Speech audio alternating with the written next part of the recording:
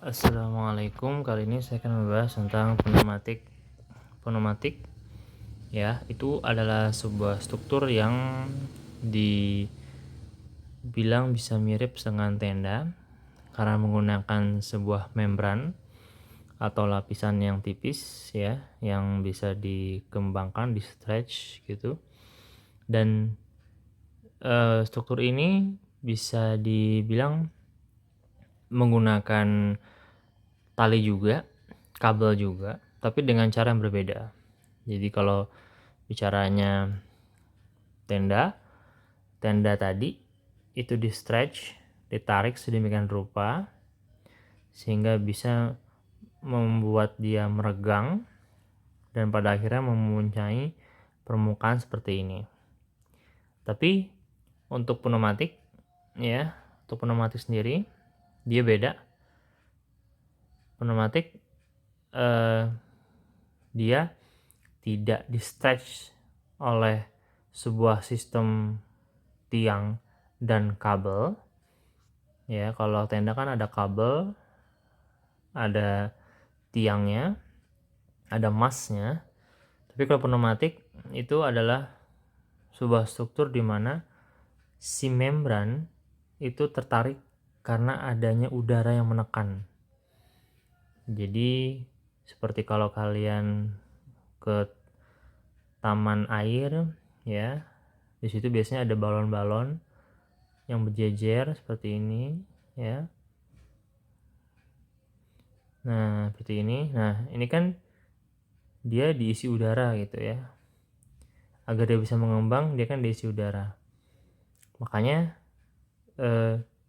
kelebihan struktur ini adalah adanya udara di dalam sebuah membran seperti balon aja ya. Kita anggap balon aja biar gampang. Yang pada akhirnya dengan adanya balon-balon tadi itu bisa menaungi sebuah ruang nih ya, tuh. Jadi ini ada balon gitu. Nanti kita coba cek satu-satu ya. Ini ya adalah definisinya. Saya ambil dari bukunya Schuler. Maaf, saya ngambil dari Fuller bukan Schuler, Fuller. Ya, di sini dia bilang struktur yang mendistribusikan beban dengan tekanan udara. Jadi tidak ditarik. Jadi sama-sama membran yang dibuat ditarik sama-sama membran yang dibuat menegang, tapi menegangnya bukan karena tarikan, tapi karena tekanan. Tuh, hati-hati ya.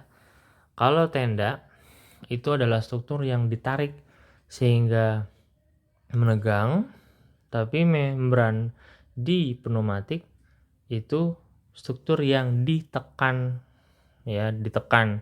Dalam artian udara menekan ya, nih udara menekan, memberikan pressure. Udara memberikan pressure kepada si balon tadi sehingga dia bisa mengembang. Nah, saat dia mengembang terjadilah ada ruang di dalamnya gitu ya. Jadi hati-hati di sini, fokusnya adalah tekanan udara melalui membran ya. Jadi membran tadi itu ditarik sedemikian rupa bukan karena tarikan tapi karena tekanan dari dalam oleh udara. Fokusnya di situ. Prinsip kerjanya adalah udara bertekanan secara merata menekan membran, untuk menekan membran untuk menyalurkan beban. Bentuknya ada dua, ada air supported, ada air inflated ya. Nah, ini contoh pneumatik di alam itu ada bubble atau gelembung udara ya. Ini mengambil inspirasinya dari alamnya itu bubble atau gelembung udara. Kita bahas satu. Yang pertama adalah air supported ya. Kalau air supported itu adalah si membrannya disupport ya. Air supported berarti disupport sama udara ya. Bacanya kalau bahasa Indonesianya air supported berarti kan disupport oleh udara gitu ya. Beban matinya adalah berat dari si membran itu sendiri ya, yang didorong oleh si angin dari dalam.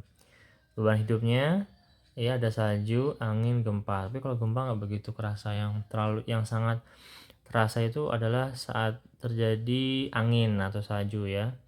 Karena struktur air supported ini atau pneumatik ini dia tidak bisa diberikan beban satu titik gitu ya. Kalau diberikan beban satu titik, maka dia akan begini tuh ya kan, karena ada tekanan di sini. Jadi memang struktur ini didesain untuk beban merata. Ya, beban merata, tidak boleh ada beban terpusat. Kalau ada beban terpusat yang sangat tajam, bisa jebol, bisa apa? Meletus dia ya. Ada dua jenis ya air support itu. Ada steep rise atau yang bentuknya tinggi seperti ini. Ada yang shallow atau shallow itu dia yang rendah ya, yang dangkal seperti ini. Nah, ini punya dua karakteristik saat terjadi angin. Jadi saat ada angin menerpa bagian sini, maka dia akan seperti ini tuh. Maka si membrannya akan tend to collapse inward on windward side. Jadi dia akan kedorong ke dalam, nih, kedorong ke dalam, dan karena kedorong ke dalam, maka udara kan menekan bagian lain sehingga terjadilah belokan seperti ini. Tuh gitu. Ya. Ini saya ulang lagi. Jadi kalau misalkan saat ada angin seperti ini, maka akan penyok ya, bagian sini penyok, penyok. Nah, karena udara di dalam tetap, maka penyoknya ini akan mendorong bagian lain untuk naik ke atas seperti ini. Nah, gitu, sehingga kalau kalian membuat yang bentuknya steep rise ya, steep rise, maka ini adalah kebolehjadian efeknya. Sekarang kalau misalkan shallow rise, bila dia dikenai angin, maka dia akan increase tension over entire surface. Jadi karena permukaan yang dangkal, justru angin tadi bukan mendorong agar si itunya penyok, agar membrannya, jadi saat ada angin melaju di bangunan dengan struktur air supported jenis shallow rise, itu angin yang lewat akan justru menarik si membran ke atas, akan ditarik ke atas gitu ya, membrannya akan ditarik ke atas.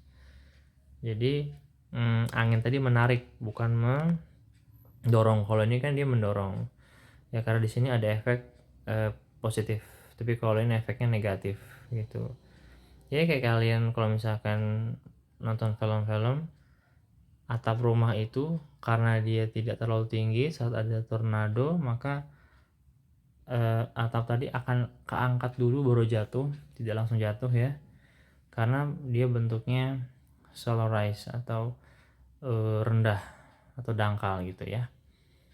Oke, itu bedanya. Jadi kalau kalian ingin menggunakan steep rise, maka hati-hati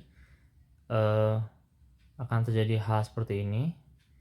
Jangan, maka mana sisi, kalau misalkan ada sebuah site, mana nih sisi angin yang dominan ya, yang sini apa sini. Nah, maka akan dilihat, oke, misalkan dominan bagian sini, maka bagian sini yang akan kemungkinan kedorong ke dalam jangan dikasih fungsi, mungkin diberikan tempat untuk servis atau bukan fungsi utama ya, karena kalau fungsi utama pada akhirnya akan merusak dari struktur itu sendiri. Beda sama shallow rise juga begitu sebenarnya. Shallow rise ini karena dia cenderung akan terangkat membrannya karena efek anginnya menimbulkan negatif increase tension over entire surface, maka dia akan diberi penguat.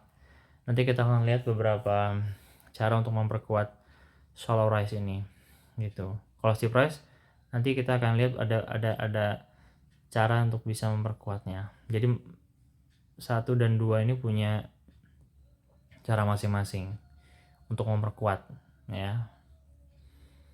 Nah, sekarang pertanyaannya, kalau memang udara tadi tidak boleh keluar masuk, maka bagaimana sebagai user untuk bisa masuk?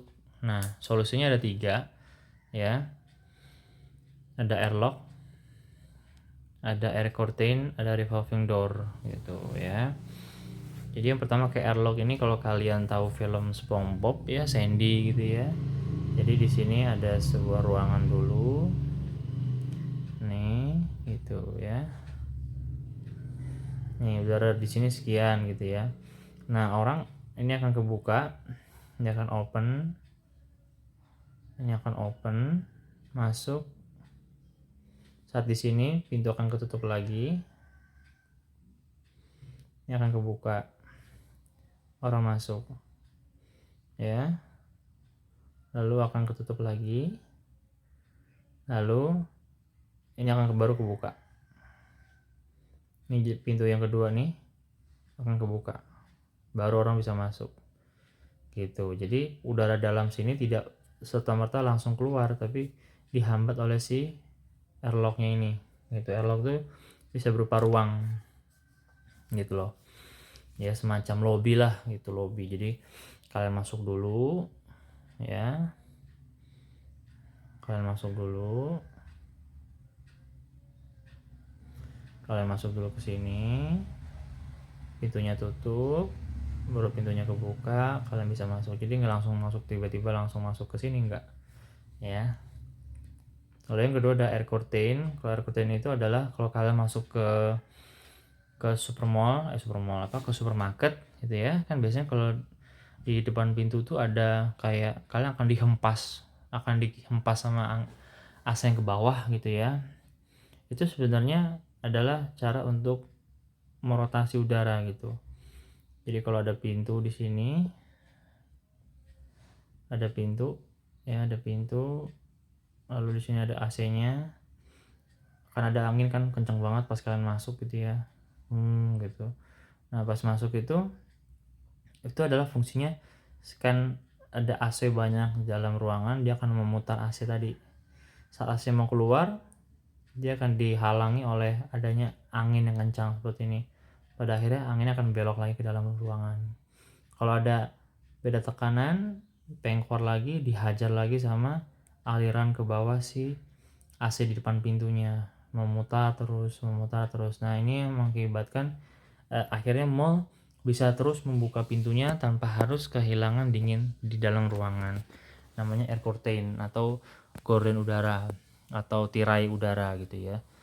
Jadi tidak perlu ditutup gitu. Tapi ini tentu menghabiskan energi karena harus terus menyala. Kalau enggak AC-nya keluar, dinginnya keluar. Nah jeleknya di situ. Atau revolving door. Revolving door tuh pintu berputar, itu aja. Ya jadi kalau kalian masuk sini nanti kalian akan bisa masuk terus ke sana. Tapi ininya mutar nih. Tuh mutar. Pintunya muter. Jadi tetap saat kalian masuk udara yang keluar nggak bisa karena ketutup sama pintu yang ini nih, ya kan? Karena dia muter ke sana, maka ini akan menuju ke sana, akhirnya akan menutup pintunya gitu ya. Jadi intinya adalah saat kalian ingin membuat bangunan dengan sistem ini ya, pneumatik, maka bener kalau kalian sudah menggunakan atau kalian bisa menggunakan ini. Kalau kalian tiba-tiba membuat ini tanpa ada 3 hal ini, salah satu aja, nggak semua, maka udah pasti salah. Karena bagaimana cara kita masuk kalau nggak bisa terjaga udara dalam ruangannya. Permasalahannya adalah ternyata pneumatik ini kurang udara ya, atau membran yang bocor ya, karena bisa ketusuk atau mungkin kena debu atau mungkin kena debu yang tajam gitu ya. Kalau misalkan pompanya udaranya mati ya akan turun dia ya kan. Pada akhirnya tidak bisa selalu di blow ke atas gitu kan. Lalu beban hidup dari salju dan angin juga berpengaruh. Kalau kita nggak ada salju tapi kita adanya hujan ya, kayak gitu. Lalu pada akhirnya karena selalu harus dipompa dengan mesin, maka biayanya untuk operasi maka melebihi biaya konstruksinya. Ya tentu dong, blow-nya kan ngeblow terus gitu kan, ngeblow ke atas terus gitu. Itu listrik ya, pada akhirnya biaya maintenance biaya pemakaian ya itu akan tinggi, perawatan juga akan tinggi, pada akhirnya melebihi biaya konstruksi gitu ya. Ini jadi permasalahan pada struktur pneumatik. Nah, ini tadi saya udah bilang ini adalah sebuah cara dimana agar tidak si membran itu kan didorong oleh angin. Nah, lalu membran tadi kan akan tertarik, akan menegang gitu kan. Nah, biar tegangannya tidak terlalu besar kan kita pengen si membrannya itu kedorong, bukan menegang sampai akhirnya pecah robek gitu, enggak. Ya dia menegang tapi tidak sampai pada batas dimana dia akan mudah robek gitu, cukup menegang saja ya. Nah, untuk meredakan ya mana tadi tuh showing the use of cable. Nah, menggunakan kabel to relieve atau untuk meredakan atau untuk menghilangkan tegangan pada member, karena membran yang terlalu tegang akan mudah robek gitu ya, sehingga diberikanlah kabel-kabel untuk mengurangi ketegangan dari si membrannya seperti itu ya. Ini dipakai untuk bangunan dengan jenis air supported yang jenis apa tadi, shallow ya, shallow rise gitu ya, karena dia akan kena angin ya, akan ketarik ke atas, akan menarik ke atas, menegang, sehingga adanya kabel akan mengurangi gitu. Nah, untuk yang steep, yang tinggi, maka dibutuhkan balas itu semacam angkur ya, pengikat di tanah untuk si struktur ini tidak lepas gitu ya. Ya intinya diikat, diberikan penguat di bawah agar tidak lepas, tidak copot gitu ya. Banyak ada water ballast, ada earth ballast, ada pipe in hem angkur gitu ya. Jadi ini adalah untuk mengikat agar tidak lepas ya, kayak kalau kalian ini aja tenda gitu kan, tenda kan ada angkurnya juga gitu untuk mengikat dia agar tidak lepas gitu kan, sama. Jadi kalau tadi si shallow rise yang rendah itu pakai tali, pakai kabel, kalau yang ini diangkur, sama yang ini juga diangkur tapi penguatnya sama-sama diangkur, tapi penguatnya ini lebih difokuskan ke sini dia. Ini kalau gede ini dia nggak mungkin, ini jarang yang gede seperti ini, seperti yang steep ya, yang curam seperti ini memakai kabel ya. Biasanya yang rendah-rendah ini yang pakai kabel gitu ya. Lanjut. Nah, ini adalah case study-nya United States Pavilion tahun 1970. Ini United States Pavilion Expo tahun 1970 ya. Kalian bisa lihat tidak semua sisi bangunan ya dibuat, tidak semua bangunan dibuat pneumatik. Jadi hanya sepersekian saja gitu. Itu di sini ini kalau kalian detail nih, ini orang mau masuk.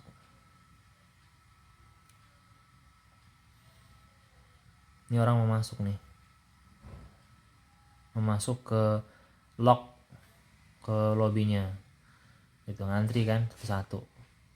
Dia udah masuk di sini, akan terbuka pintu ke dalam yang bagian sininya gitu. Ini dalamnya, ini ada blowernya ya, ada blower banyak.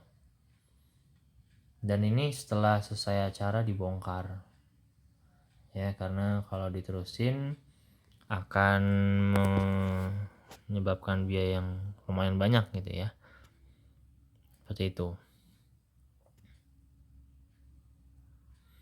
Tadi supported, disupport oleh udara. Kalau ini air inflated atau dikembangkan oleh atau dikembangkan, bukan dikembangkan untuk pengembangan ya, tapi dikembangkan maksudnya di blow ya, di blow gitu. Ya, di sini tidak seperti air supported yang menekan ruangan, air inflated menekan elemennya. Tuh, beda ya. Kalau supported itu adalah tadi menekan ruangan, ya, menekan ruangan.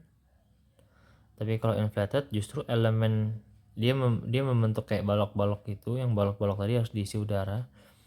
Ya, nanti kalian lihat nih, ini ribet ini, maksudnya ribet ini, rusuk ini, perusuknya itu diisi udara sehingga dia bisa mengembang. Kalau udaranya nggak ada ya dia jatuh, collapse juga. Tapi karena dia ada diisi udara, maka dia akan membentuk struktur seperti ini gitu ya, paham ya saya ya gitu ya. Nah ini ya, ini yang terjadi adalah adanya tarikan ya, membrane tension due to inflation. Jadi karena dia ditiup, karena ada tekanan di dalam membrannya, maka terjadilah tarik ya. Nih, ini tarik nih. Ini adalah kode untuk kalau dia tarik. Ya, jadi kalau kalian lihat di sini ada tanda panah keluar nih, tanda panah keluar. Tanda panah keluar. Ya, lihat ya. Tanda panah keluar ini menunjukkan adanya tekanan karena satu arah. Adanya tekanan dari dalam, adanya tekanan udara di dalam membuat si membrannya mengembang, tertarik, menjadi menegang ya, seperti itu. Jadi ini mirip sekali sama conventional beam ya, dimana di bawahnya juga mengalami tarik, ini pun juga mengalami tarik ya, sama. Kalau misalkan ini kita lihat pembebanan yang terjadi saat terjadi light loading atau ringan, ini ringan. Jadi si air inflated ini ya, dia saat diberikan beban yang ringan dan berat itu punya apa namanya, reaksi yang berbeda ya. Kalau yang light loading ya, itu dia walaupun diberikan beban maka akan tetap terjadi tarik yang di atas. Ingat, hati-hati, terjadi tarik di atas, terjadi tarik di bawah. Kalau bawah pasti tarik, masih tarik gitu ya. Tapi yang atas ini jadi berbeda. Lalu saat diberikan beban yang berat, nah barulah si bagian atasnya akan mengalami tekan ya, tekan karena panahnya satu. Pokoknya kalau panahnya dua berlawanan itu dia mengalami tarik, reaksinya tarik. Tapi kalau dia panahnya cuma satu arah, maka dia mengalami tekan. Itu aja ya. Jadi ini adalah reaksi dari sebuah aksi di mana aksinya adalah udara atau beban, reaksinya adalah tekan atau tarik dari sebuah membran. Ya, saat diberikan ada aksi berupa beban yang ringan, maka tetap bagian atasnya mengalami tarik. Tapi saat diberikan beban atau aksi yang berat, maka reaksi dari si membrannya akan berbeda. Maka dia akan mengalami tekan di bagian atasnya, seperti itu. Oke, dia akan mengalami tekan. Ya, mudah-mudahan kalian paham ya. Oke, kita lanjut. Nah, ini adalah sebuah solusi di mana orang lebih senang memakai air inflated yang tebal dibanding yang rendah gitu. Karena di sini dibilangin, ini kalau kalian baca, increasing the depth, meningkatkan kedalaman atau meningkatkan depth tuh ini depth nih. Nah, ya meningkatkan kedalaman dari sebuah balok beam, kan baloknya, balok air inflated, ya akan meningkatkan tekanan yang longitudinal tension while decreasing the bending induced compression. Nah, jadi dengan adanya depth yang lebih tinggi, maka dia akan meningkatkan tarikan keluar, ya, tension tarikan keluar gitu. Sementara dia akan menurunkan bending atau lekuk karena kompresi. Jadi semakin depthnya gede, maka tekanan ke sampingnya akan semakin besar nih.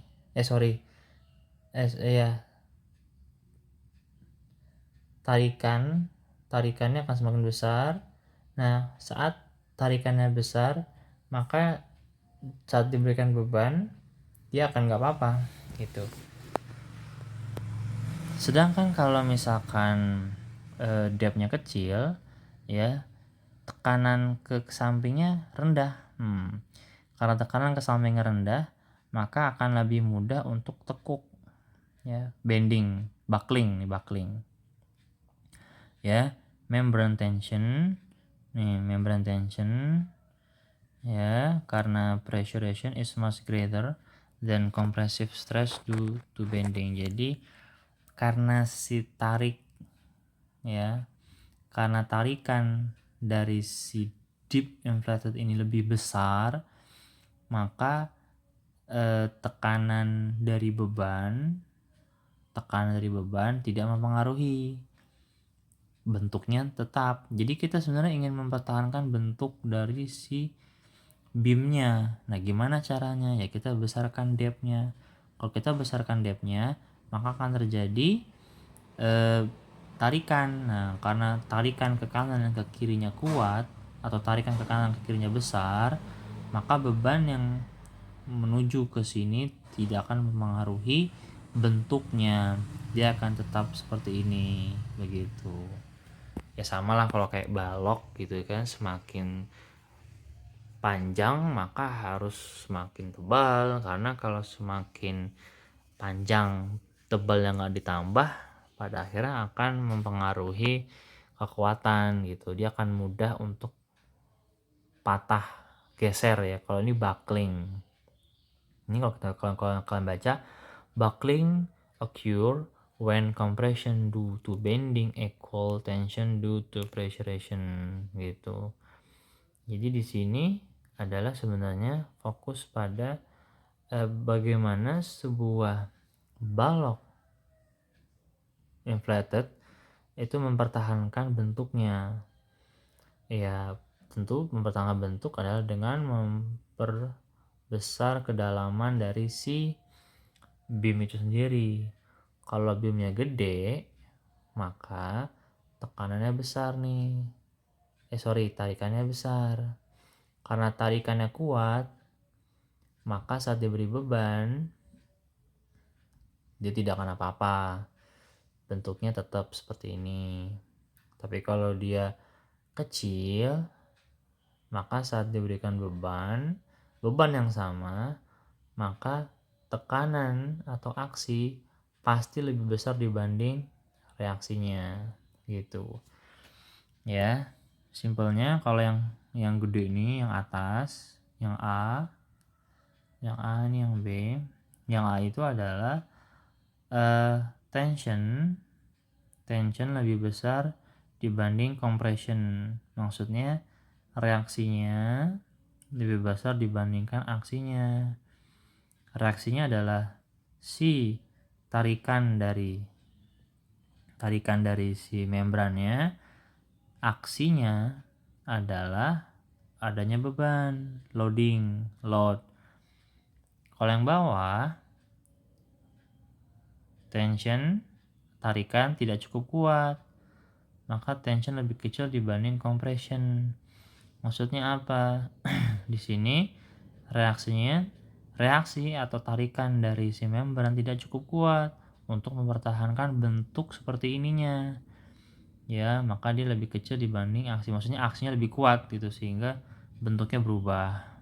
Kalau ini mah karena tebal, jadi nggak ada masalah gitu maksudnya. Oke, mudahan paham ya maksudnya ya. Jadi kalian kalau mau menggunakan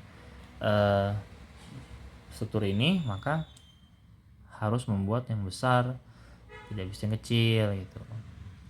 Nah nih, ya sama di Fuji Pavilion juga ya tahun 1970 di pameran ini ruangan ini ya dia bangun ini menggunakan yang mana nih ayo, yang ribet apa yang dual wall ya. Kalau lihat ini dia menggunakan yang ribet ya, yang rusuk-rusuk ya, ini digini-giniin diikat jadi satu gitu ya, habis itu di bawahnya bisa jadi ruang kayak gitu. Oke, jadi tugas kalian adalah berdasarkan studi kasus US Pavilion and Fuji Pavilion, carilah informasi mengenai bentang lebar tersebut. Poin-poin yang jadi adalah pertama, lokasi, tahun pembuatan, arsitek, bentangnya berapa, fungsi bangunan, material, berapa bar tekanan diperlukan, adakah struktur tambahan dalamnya. Ini aja 8 ya. Ini kalian kerjakan di A3, lalu kalian coba gambarkan biasa datapot ya, Dena tampak potongan.